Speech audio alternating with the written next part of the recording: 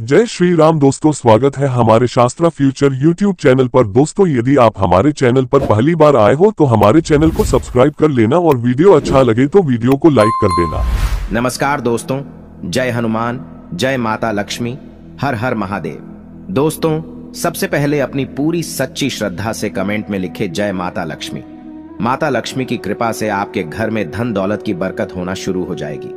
दोस्तों, क्या आप भी अपने घर की सुख शांति, संतान की कमी या धन की कमी और कर्जे से परेशान हैं?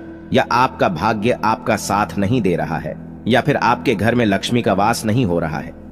आपके घर की सुख शांति में रुकावट आ रही है और आपके कार्य नहीं बन रहे हैं? तो दोस्तों, आज की इस वीडियो में एक बहुत ही महत्वपूर्ण जानकारी देने वाले हैं। जो भी महिलाएं रात में अपने पति के साथ सोती हैं, उन महिलाओं के लिए यह जानकारी बहुत ही जरूरी है। दोस्तों, जो महिलाएं अपने पति से नाराज रहती हैं या अपने पति के साथ नहीं सोती है, तो इस वीडियो को नजरअंदाज बिल्कुल भी मत कीजिएगा। इस वीडियो को आप लोग भी अंत तक जरूर देख लीजिए, क्योंकि यह महत्वपूर्ण वीडियो आप सभी के लिए बहुत ही ज्यादा महत्वपूर्ण है। इसलिए इस वीडियो को अंत तक देखें। चलिए वीडियो शुरू करते हैं। उससे पहले, हे लक्ष्मी माता जी, जो भी आपके इस चैनल को सब्सक्राइब करें तो उसके घर में धन दौलत की कमी ना हो और उसका परिवार सदैव हंसता मुस्कुराता कुशल मंगल रहे। दर्शकों, किसी गांव में एक गरीब सेठ रहता था। जी हां, गरीब सेठ। आप सोच रहे होंगे सेठ था और वह भी गरीब। ये दोनों विरोधाभासी शब्द एक साथ कैसे? ये सब भाग्य का खेल है। दोस्तों, हर इंसान के जीवन में कभी उतार कभी चढ़ाव आते हैं। उसी तरह दयाराम सेठ भी किसी जमाने में बहुत अमीर हुआ करता था और वह खूब दान धर्म और पुण्य भी किया करता था। लेकिन समय पलटा और वह धीरे धीरे अपना धन खोता गया और आखिरकार आज इस हालत में पहुंच गया कि लोग उसे गरीब सेठ के नाम से जानने लगे। लेकिन वह कहते हैं ना कि अच्छे कर्मों का फल देर सवेर ही सही, मिलता जरूर है। ऐसा ही कुछ इस गरीब सेठ के साथ भी होने वाला था। जिस गांव में यह सेठ रहा करता था, वहां पर एक बार राजा के लोगों ने ऐलान किया कि जिसने भी अच्छे काम किए हैं, वह अपने अच्छे काम गिनवाकर राजा से उसके बदले में जो भी उसका मन हो राजा से लेकर जाए। इस ऐलान को सेठ की पत्नी ने सुन लिया। सेठ की पत्नी बहुत खुश हो गई, क्योंकि वह जानती थी कि अपने अच्छे दिनों में सेठ ने अनगिनत पुण्य के काम किए हैं। यह बात जब पत्नी ने सेठ को बताई तो सेठ भी खुश हो गया और बोला, अगर ऐसा है तो फिर हमें बहुत बड़ा इनाम मिलना चाहिए, क्योंकि हमारे अच्छे कामों की सूची बहुत बड़ी है। अगले दिन सेठ सुबह सुबह 4 रोटियां बांधकर राजा के महल की तरफ चल पड़ा। सेठ के घर से राजा का महल काफी दूर था। सफर लंबा था। आधे रास्ते में पहुंचने के बाद सेठ काफी थक गया। सेठ एक पेड़ की छांव के नीचे बैठकर आराम करने लगा और वहीं पर अपने साथ लाई रोटियां खाने की सोचने लगा। सेठ खाने की सोच ही रहा था कि तभी वहां पर उसके सामने एक गाय और उसके 2 बछड़े आए।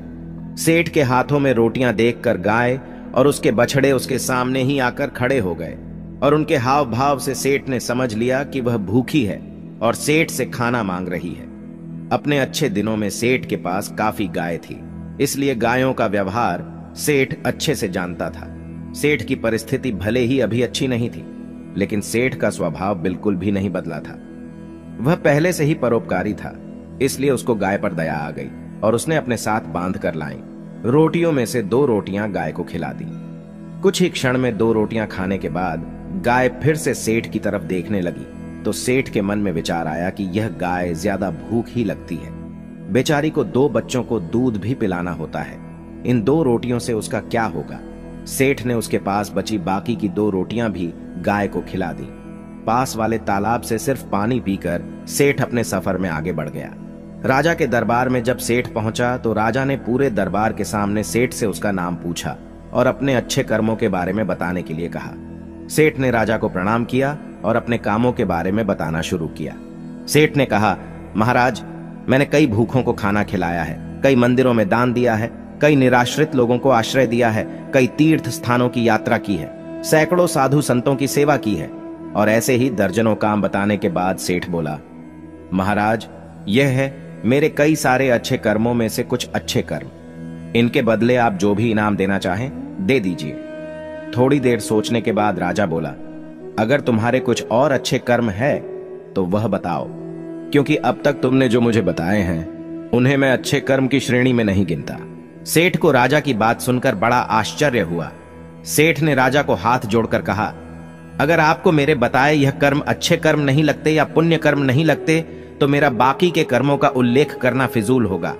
आप मुझे इजाजत दीजिए, मैं वापस जाता हूं। सेठ दरबार छोड़कर जाने लगा।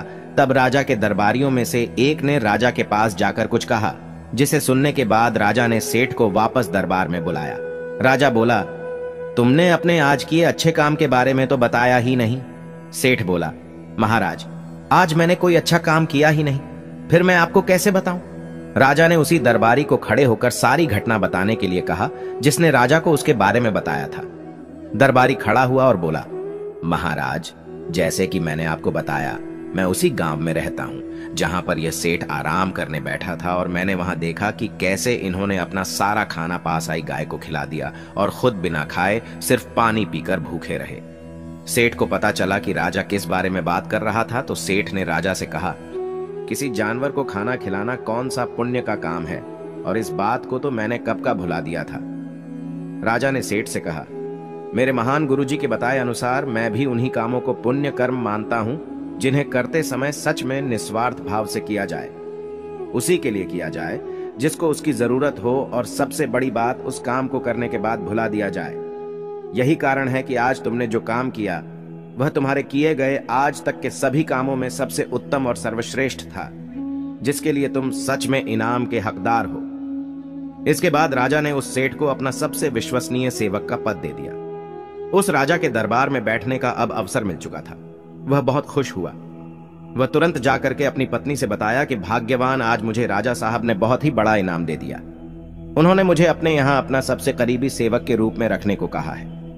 यह सुनकर पत्नी खूब खुश हो गई और कहने लगी हैं, भगवान, तेरा लाख लाख शुक्र है, आज तूने मेरी सुन ही ली। अब सेठ राजा के निजी सेवक के रूप में राजा के साथ रहने लगा। राजा उस पर बहुत ज्यादा भरोसा करता था, क्योंकि उसे पता था कि सेठ बहुत ही ईमानदार आदमी है। वह कभी भी झूठ और बेईमानी नहीं करेगा। दरबार में जब भी कोई मुख्य कार्य होता तो वह कार्य राजा साहब उस सेठ को ही सौंपते, और राजा साहब का कार्य सेठ भी बड़ी ही ईमानदारी के साथ अपनी देखरेख में ही करवाता था। एक दिन राजा अपने महल में बैठा हुआ था और वहां पर उसका निजी सेवक सेठ भी उन्हीं के साथ बैठा हुआ था। तभी अचानक वहां पर एक सिपाही आता है और राजा से कहता है कि राजा साहब, आपसे कोई साधु मिलना चाहता है। तब राजा ने आदेश दिया कि उसे सम्मानित पूर्वक हमारे पास ले आओ। सिपाही बाहर जाता है और साधु को अपने साथ सम्मान पूर्वक अंदर लेकर आता है। राजा उसे साधु को बड़े सम्मान पूर्वक अपने महल में रखता है और उसे भोजन, पानी आदि करवाता है। इससे साधु राजा साहब से बहुत खुश हो जाते हैं। उसके बाद साधु राजा साहब से कहते हैं कि हे राजन, मैं आपकी सेवा भाव को देखकर बहुत प्रसन्न हुआ, इसलिए मैं आपको एक छोटी सी सीख देना चाहता हूं, जिसे अपने जीवन में जरूर उतार लीजिएगा। उन्होंने कहा कि हर पुरुष को सदैव इस बात का याद रखना चाहिए कि हमेशा किसी भी पुरुष को अपनी पत्नी से बहुत अच्छे संबंध रखने चाहिए, और यदि कभी पति या पत्नी के बीच में कोई अनबन या कोई झगड़ा होता है तो उसे समय रहते जरूर सुलझा लेना चाहिए, क्योंकि पति पत्नी के आपसी कलह के कारण घर में गरीबी और दरिद्रता वास करने लगती है। इसलिए पति और पत्नी के बीच में स्नेह होना बहुत ही आवश्यक है। हर पुरुष को यह बात याद रखनी चाहिए कि कभी भी किसी भी पति को अपनी पत्नी से गुस्सा होकर दूर नहीं रहना चाहिए, क्योंकि इस प्रकार पत्नी के हृदय में बहुत बड़ा दुख पहुंचता है और पत्नी घर की लक्ष्मी मानी जाती है, और यदि लक्ष्मी को ही दुख पहुंचेगा तो घर में धन दौलत की कमी आना शुरू हो जाएगी, घर में गरीबी आने लगेगी। हर पति और पत्नी को सदैव पास रहकर एक साथ ही सोना चाहिए, क्योंकि एक साथ सोने से घर में धन दौलत और बरकत बढ़ती है, क्योंकि इससे माता लक्ष्मी भी प्रसन्न होती है। जब घर की लक्ष्मी प्रसन्न रहेगी तो माता लक्ष्मी जरूर प्रसन्न रहेंगी। इतना कहकर वह साधु राजा के राजमहल से चले जाते हैं। कुछ दिन बाद एक दिन राजा का रानी से झगड़ा हो जाता है और वह दोनों अलग अलग जगह पर रहने लगते हैं, अर्थात दोनों एक दूसरे से दूर रहने लगते हैं। रानी अपने कक्ष में सोती थी, राजा अकेले अपने कक्ष में सोते थे, लेकिन रानी राजा को हर रात देखने के लिए उनके कक्ष में जरूर जाती थी। उन्हीं के महल में एक बहरूपिया भेष बदलकर सिपाही के रूप में रहता था, जो कि दूसरे दुश्मन राज्य का खुफिया दूत था। जब उसे पता चलता है कि राजा और रानी के बीच इस समय झगड़ा चल रहा है, तो वह इसका फायदा उठाने की कोशिश करता है और राजा को मारकर सारा राज्य हड़पने की कोशिश करता है। एक रात वह अपने कुछ साथियों के साथ राजा को मारने के लिए उसके कक्ष में जाने को तैयार होता है। क्योंकि राजा अपने कक्ष में अकेला सोया हुआ था। उनके साथ उनकी रानी साहिबा भी नहीं थी। वह खुफिया दुश्मन दूत राजा साहब के कमरे में घुसा और तभी उधर से रानी राजा को रात में देखने के लिए उनके कमरे की ओर आ रही थी। जैसे ही उन्होंने देखा कि कोई उन्हें मारने के लिए उनके कमरे में जा रहा है, तभी रानी ने पीछे से कुछ सिपाहियों को भेजकर उसे पकड़वा लेती है। सुबह जब राजा को यह सब कारनामा पता चलता है, तब वह रानी का लाख लाख धन्यवाद देता है और उसे उस साधु की बात याद आती है कि उसने कहा था, सदैव पति पत्नी को आपस में मिलजुल कर एक साथ रहना चाहिए, क्योंकि इससे घर में धन दौलत की बरकत होती है और सभी का भाग्य अच्छा बना रहता है। यदि सही वक्त पर रानी उसको अगर ना पकड़ पाती तो शायद मेरा धन दौलत और प्राण सब कुछ दूर हो जाता। सच ही कहा जाता है कि घर की महिला स्वयं लक्ष्मी होती है और लक्ष्मी को हमेशा खुश रखना चाहिए, और यदि कोई पति अपनी पत्नी के साथ सोता है तो पत्नी हमेशा खुश रहती है और घर में सुख शांति धन दौलत की बरकत होने लगती है। दोस्तों, सभी लोग सच्ची श्रद्धा से कमेंट में लिखे जय माता लक्ष्मी। माता लक्ष्मी की कृपा से आप सभी के घर में धन दौलत की कभी कमी ना हो। दोस्तों, ऐसी ही और इंटरेस्टिंग वीडियो देखने के लिए इस चैनल को अभी सब्सक्राइब करें और कमेंट सेक्शन में जय मां लक्ष्मी हर हर महादेव लिखना ना भूलें। धन्यवाद।